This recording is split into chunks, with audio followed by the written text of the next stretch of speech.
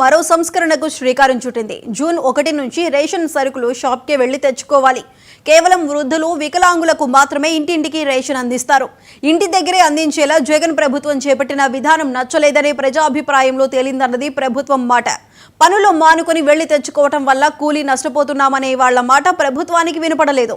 అందుకే ఈ వాహనాలతో ఇంటింటికి రేషన్ అనే పథకాన్ని ప్రభుత్వం వెనక్కి తీసుకుంది. వాహనాల యజమానులకు మాత్రం బకాయిలు చెల్లించి వాళ్లకే ఆ వాహనాలు ఇచ్చేస్తారు. ఈ నిర్ణయం మీద ఎవరేమంటున్నారో చూద్దాం.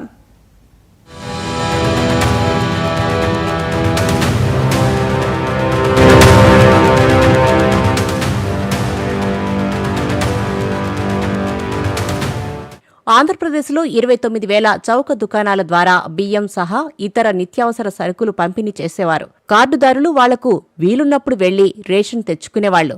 ఉదయం 8 నుంచి 12 గంటల మధ్య, సాయంత్రం 4 గంటల నుండి 8 గంటల మధ్య రేషన్ షాపులు తెరిచి ఉండేవి. అయితే వైసీపీ ప్రభుత్వం సంచార పంపిణీ వాహనాలతో ఇంటింటికి రేషన్ పంపే పద్ధతి మొదలుపెట్టింది. ప్రజల పని వృధా కాకుండా చూడటం, వాహనదారులకు స్వయం ఉపాధి అందుకు కారణంగా చూపింది. 9,260 మొబైల్ వాహనాల కోసం 18,060 కోట్లు ఖర్చు పెట్టింది. ఇందుకు గాను 2 షాపులకు కలిపి ఒక వాహనం కేటాయించారు. ఇవాళ రేషన్ షాపుకు పోతే ఆ రేషన్ షాపులో బియ్యం తప్ప మరొకటి ఇచ్చే పరిస్థితి ఉండదు. గతంలో ఇదే రేషన్ షాపుల్లో బియ్యంతో పాటు చక్కెర ఇచ్చేవాళ్ళు, చక్కెరతో పాటు కందిపప్పు ఇచ్చేవాళ్ళు, కందిపప్పుతో పాటు పామాయిల్ ఇచ్చేవాళ్ళు, పామాయిల్తో పాటు గోధుమ పిండి ఇచ్చేవాళ్ళు, గోధుమ పిండితో పాటు గోధుమలు ఇచ్చేవాళ్ళు, గోధుమలతో పాటు కారం పప్పు ఇచ్చేవాళ్ళు, పసుపు ఇచ్చేవాళ్ళు, ఉప్పు ఇచ్చేవాళ్ళు, చింతపండు ఇచ్చేవాళ్ళు, కిరిస్తాయిలు కూడా ఇచ్చేవాళ్ళు గతంలో. ఈరోజు పరిస్థితి చూస్తే రేషన్ షాపుకు పోతే ఒక్క బియ్యం తప్ప ఏమీ ఇవ్వని పరిస్థితి కనిపిస్తా ఉంది.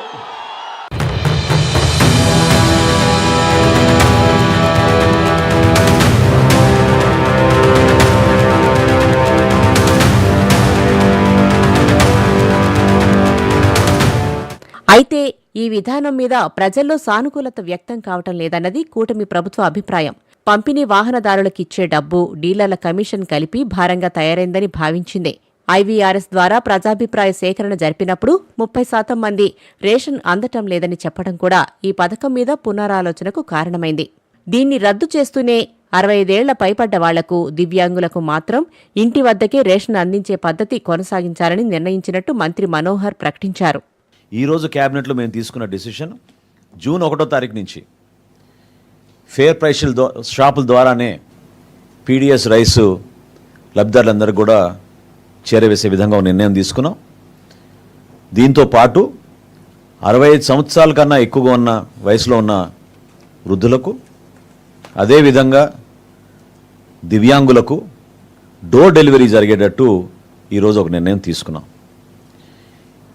ఈ ఫేర్ ప్రైస్ షాప్స్లో కూడా మేము కొత్త యాప్ డిజైన్ చేసాం. రేషన్ చాలా పక్కాగా మేము మానిటర్ చేసుకునే విధంగా నెక్స్ట్ ఫేజ్లో మేము ప్రతి షాప్లో కూడా సీసీ కెమెరాలు కూడా ఏర్పాటు చేసి వాళ్ళ సర్వీసెస్ని మేము పెంచే విధంగా కేంద్ర ప్రభుత్వంతో చర్చించిన తర్వాత ప్రాథమిక అనుమతులు వచ్చినాయి మాకు. ఈ ఫేర్ ప్రైస్ షాప్స్ని చిన్న చిన్న కిరాణా షాపులుగా వాళ్ళు కూడా వ్యాపారం చేసుకునే విధంగా గిరిజన ప్రోడక్ట్స్ కానివ్వండి, కేంద్ర ప్రభుత్వం అందించే ఈ భారత్ ప్రోడక్ట్స్ని ఈ షాపుల ద్వారా మేము వినియోగదారులకి తక్కువ రేటుకు తీసుకొచ్చే విధంగా ఒక నిర్ణయం తీసుకున్నాం.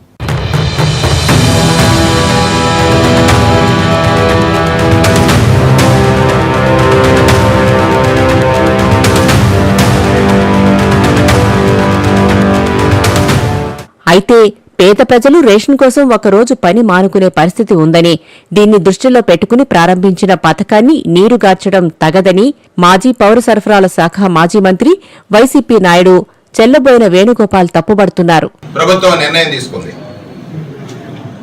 పరిపాలనా సంస్కరణలో భాగంగా అంటే పేద మధ్య తరగతి వాడు, కూలి నాలి చేసుకునేవాడు ఒక రోజు కూలి మాని రేషన్ తెచ్చుకోవడం అంటే ఒక రేషన్ ఇచ్చి ఒక రోజు కూలిని కోల్పోయేలాగా నాటి ప్రభుత్వం ఉంటే, ఆ సమయాన్ని వృధా కాకుండా తన ఇంటికే రేషన్ అందించేటువంటి ఒక విధానాన్ని తీసుకొచ్చి దానిలో మళ్ళీ నిరుద్యోగంలో ఉన్నటువంటి వారికి వ్యాన్లు కొనుగోలు చేయడానికి వాళ్ళకి సహాయం చేసి వివిధ కార్పొరేషన్లు, SC corporation, ST corporation, BC corporation, minority corporation, లేదా ఈబీసీ కార్పొరేషన్, కాపు కార్పొరేషన్, అన్ని కార్పొరేషన్ల నుంచి వాహనాలు కొనుగోలు చేసి సక్రమంగా ప్రజలకి సేవలు అందించడం. ప్రభుత్వ లక్ష్యం ఏమిటి? ప్రజల యొక్క డోర్ స్టెప్స్కి పాలన వెళ్ళాలి. ఇది తప్పంటారా? అంత మంచి పాలన చేస్తున్నటువంటి జగన్మోహన్ రెడ్డి గారి పాలనని ప్రజలు పక్కన పెట్టినా మీరు ఈరోజు ఏదైతే ఇంటి దగ్గర డోర్ డెలివరీ చేసేటువంటి రేషన్ని క్లోజ్ చేసి ఆ వాహనాలన్నీ కూడా రద్దు చేయడం అనేటువంటిది ఒక దుర్మార్గమైనటువంటి చర్య.